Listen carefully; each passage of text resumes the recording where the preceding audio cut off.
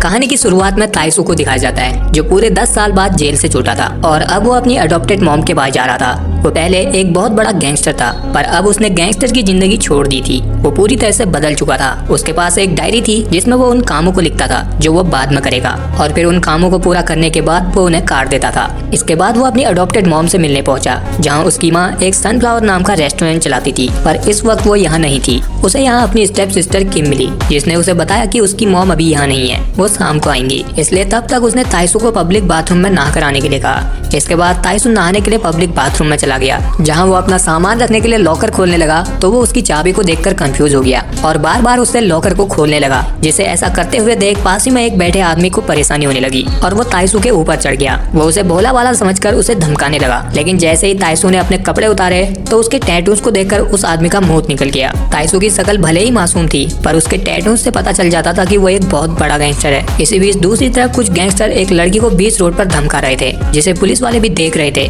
पर उन्होंने इस बात को ऐसे इग्नोर कर दिया जैसे आप लोग सब्सक्राइब बटन को करते हो। तो जल्दी से चैनल को सब्सक्राइब कर लो यार। खैर ये गैंगस्टर शहर के दो सबसे बड़े गैंगस्टर चैंग और यांग के आदमी थे जिनके ऊपर पॉलिटिशियन पुनू का हाथ था। इसी वजह से पुलिस वाले भी इनकी गुंडागिर्दी को इग्नोर कर रहे थे। इसके बाद चैंग को दिखाया जाता है जो अपने आदमियों के सामने चौड़ा हो रहा था, पर तभी यहाँ उससे मिलने ताइसू पहुँच गया जिसे देखकर चैंग थर थर कांपने लगा क्योंकि ताइसू उसका पुराना दोस्त था और उसे पता था कि ताइसू कितना बड़ा खतरनाक गैंगस्टर है। इसलिए वो यहाँ उससे बड़ी इज्जत से बात करता है, पर ताइसू तो यहाँ बस उसका हालचाल जानने के लिए आया था। जिसके बाद वो शहर के दूसरे गैंगस्टर यांग से मिलने के लिए पहुंचा। चैंग और यांग दोनों ही पहले ताइसू के आगे पीछे घुमा करते थे, पर अब ताइसू पूरी तरह से बदल चुका था जिसे देखकर यांग भी हैरान था। इसलिए उसने अपने आदमियों को ताइसू पर नजर रखने के लिए कहा क्योंकि वो जानना चाहता था कि जो ताइसू पहले पूरे शहर पर राज करता था वो आज इतना सीधा और एक आम जिंदगी क्यों जी रहा है। इसके बाद शाम को ताइसू अपनी माँ के रेस्टोरेंट में पहुंचा जहाँ उसकी माँ उसे देखकर बहुत खुश हुई। भले ही ताइसू उनका सगा बेटा नहीं था पर फिर भी वो उसे अपने सगे बेटे की तरह मानती थी। अब यहाँ सबसे पहले ताइसू उनसे अपनी गलती के लिए माफी मांगता है जिस वजह से वो जेल में गया था। वो वजह क्या है वो हमें आगे पता चलेगी।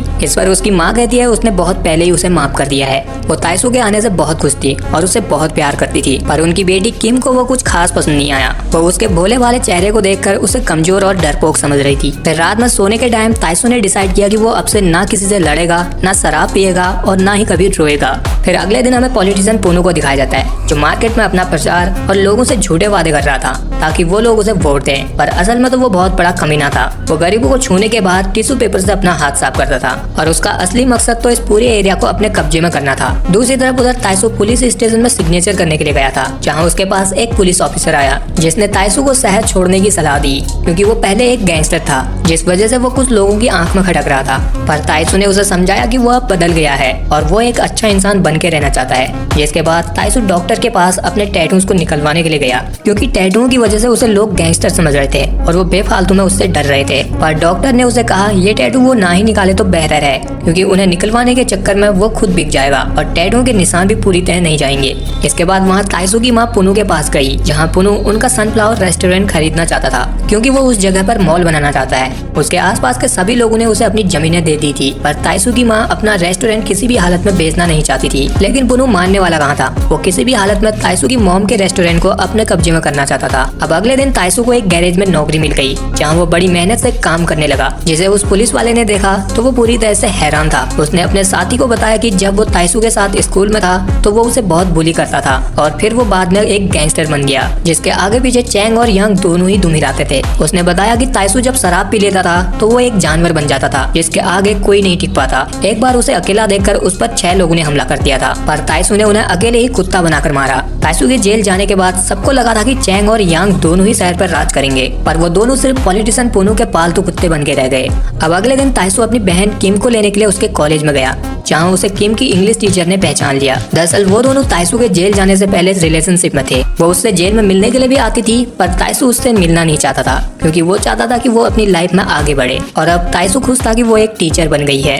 जिसके बाद ताइसू किम को लेकर यहाँ से चला जाता है जहाँ रास्ते में किम को एक मीडिया प्लेयर पसंद आया, पर वो उसे खरीद नहीं सकती थी क्योंकि वो बहुत महंगा था। फिर ये दोनों जब दुकान में सूजी खा रहे थे तो तब इधर किम का आशिक आशिक आ गया, जिसने किम को ताइसू के साथ देखकर ताइसू को मारना शुरू कर दिया। किम उसे पसंद भी नहीं करती थी, लेकिन फिर भी वो उसके पीछे पड़ा था। ताइसू ने ना लड़ने की कसम खाई थी, इसलिए वो कुछ नहीं कर रहा था। और यहाँ किम का आशिक उसे कमजोर समझकर उसे अपने आदमियों के साथ बहुत कूट रहा था, जिससे ताइसू की शर्ट फट गई। और फिर जब इन लोगों ने उसके टैटूज को देखे तो इनकी सारी हेकड़ी निकल गई, जिसके बाद ताइसू किम को यहाँ से ले गया। दूसरी तरफ वहाँ पॉलिटिशियन पुनु ने चैंग को सनफ्लावर रेस्टोरेंट बंद करवाने के लिए कहा, जिसके बदले में वो उसे शहर के सबसे बड़े नाइट क्लब को दे देगा। जिसे सुनने के बाद चैंग अपने आदमियों के साथ तुरंत सनफ्लावर रेस्टोरेंट में पहुंच गया और वहाँ तोड़फोड़ मचाने लगा। पर जब उसने यहाँ ताइसू को देखा तो उसने जल्दी से घबराकर अपने आदमियों से रुकने के लिए कहा, जिसे देखने के बाद ताइसू ने चैंग की गर्दन पकड़ दी और उसे कहा कि आज के बाद यहाँ आमद चाहिए, नहीं तो आएगा 2 पैरों पर और जाएगा 4 कंधों पर। तो फिर चैंग ने उससे माफी मांगी और अपने आदमी को लेकर यहाँ से चला गया। अगले दिन अब ताइसू को काम करते हुए 1 महीना हो चुका था, तो वो अपनी माँ के लिए जूतों की एक जोड़ी और अपनी बहन के लिए वही कैमरा लाया था जिसे वो खरीदना चाहती थी, जिससे अब उसकी माँ बहुत इमोशनल हो जाती है। तब ताइसू उन्हें गले लगा लेता है। इसके बाद अगले दिन किम को ताइसू की वो डायरी मिल गई, जिसमें उसने अपनी फैमिली के साथ पिकनिक पर जाना भी लिखा था। तो फिर ताइसू अपनी माँ और बहन के साथ पिकनिक पर जाता है, जहाँ वो लोग एक सुखी परिवार की तरह एंजॉय करते हैं और साथ में एक फोटो भी खींचते हैं। फिर अगले दिन ताइसू अपने पुराने दोस्त ब्योंगजिन से मिला, जो पॉलिटिशियन का राइट हैंड था। उसने ताइसू को पुनु का पूरा प्लान बताया कि वो उसकी माँ का सनफ्लावर रेस्टोरेंट खरीदना चाहता है, क्योंकि वो वहाँ पर एक मॉल बनाना चाहता है। पर उसकी माँ किसी भी हालत में अपना रेस्टोरेंट बेचना नहीं चाहती है, इसलिए पुनु उनके साथ कुछ भी कर सकता है। तो वो उन्हें संभल कर रहने के लिए कहता है। अब अगले दिन चैंग पुनु के कहने पर फिर से अपने आदमियों के साथ सनफ्लावर रेस्टोरेंट में पहुंच गया, जहां वो तोड़फोड़ मचाने लगा और उसने ताइसू की माँ को भी धमकाया कि वो अपना रेस्टोरेंट बंद कर दे। तभी इधर किम भी पहुंच गई, जो ये सब देखकर सीधे ताइसू को बताने के लिए गैराज पहुंची और उसे सारी बात बताई, जिसे जानकर ताइसू तुरंत रेस्टोरेंट पहुंचा। तो वहाँ से चैंग अपने आदमी को लेकर जा चुका था और उसकी माँ रेस्टोरेंट की सफाई कर रही थी, जिसे देखने के बाद ताइसू पॉलिटिशियन पुनु के पास पहुँच गया, जहाँ उसने पुनु से रिक्वेस्ट की कि उसकी माँ का रेस्टोरेंट वो छोड़ दे और वो उन्हें परेशान न करे। पर पॉलिटिशियन उसकी बात कहाँ मानने वाला था। उसने उल्टा ताइसू को ही जॉब ऑफर की और कहा अगर वहाँ मॉल बन गया तो वहाँ वो नौकरी कर सकता है। पर ताइसू ने उसे कहा कि वो अपनी नौकरी से बहुत खुश है, उसे उसकी नौकरी नहीं चाहिए। उसने कहा वो अपनी गैंगस्टर वाली जिंदगी को बहुत पीछे छोड़ चुका है, वो उसे मजबूर ना करे कि उसे दोबारा गैंगस्टर बनना पड़े। जिससे अब पुनु ने उसे फंसाकर दोबारा जेल भेजने का प्लान बनाया, क्योंकि जब तक ताइसू है वो उस रेस्टोरेंट को खाली नहीं करा पाएगा। जिसके लिए वो अब अगले दिन ताइसू को पिटवाने के लिए अपने आदमियों को भेजता है। उसका प्लान था कि जब वो लोग उसे मारेंगे तो ताइसू भी उनसे बचने के लिए लड़ेगा, तब वो उसे मारपीट करने के जुर्म में जेल भिजवा देगा। लेकिन यहाँ ताइसू उन लोगों के साथ नहीं लड़ता, वो लोग यहाँ उसे बहुत मारते हैं, यहाँ तक कि वो गैराज के ओनर को भी मारते हैं। पर फिर भी ताइसू उनसे नहीं लड़ता, जिस वजह से पुनु का यह प्लान फेल हो चुका था और फिर वो लोग उसे मारपीट कर यहाँ से चले गए। फिर उसी रात रेस्टोरेंट में किम का वही आशिक आ गया, जिसे अब ताइसू के बारे में सब कुछ पता चल चुका था। उसने ताइसू की माँ से कहा कि तुम अपने ही बेटे के हत्यारे को गोद कैसे ले सकती हो और उसके साथ एक परिवार की तरह कैसे रह सकती हो, जिसे यहाँ किम ने भी सुन लिया। तब उसने किम को बताया कि ताइसू वही है जिसने 10 साल पहले उसके भाई को मारा था, जिसे जानकर किम पूरी तरह से हैरान हो जाती है, जिससे उसे ताइसू पर बहुत गुस्सा आया। उसने रात में अपनी माँ से पूछा कि उन्होंने उसके भाई के कातिल को गोद क्यों लिया। तब उसकी माँ ने उसे सारी कहानी बताई। दरअसल किम का भाई एक बदमाश और नशेड़ी था, जो उस टाइम पर एक लोकल गैंगस्टर के लिए काम करता था और इसी के चलते वो एक दिन ताइसू के साथ भिड़ गया और वहाँ ताइसू उसे जानबूझकर मारना नहीं चाहता था, पर उससे गलती से वो मारा गया। उसके मरने के बाद ताइसू को बहुत पछतावा हुआ। उसने उसकी माँ से रोते हुए घुटनों में बैठकर माफी मांगी, जिसे पछतावे में रोता हुआ देख उनका दिल पिघल गया और उन्होंने उसे अपने बेटे के रूप में अपना लिया। वो जानती थी कि ताइसू कोई बुरा इंसान नहीं है, अगर वो उनके साथ रहेगा तो उसे एक फैमिली मिल जाएगी और उन्हें उनका खोया हुआ बेटा। जिसे जानने के बाद अब किम भी समझ गई और वो ताइसू से मिलने के लिए गई, जहाँ ताइसू ने उससे अभी भी उसके भाई की मौत के लिए माफी मांगी और कहा कि अगर वो चाहती है कि वो यहाँ से चला जाए तो वो यहाँ से चला जाएगा।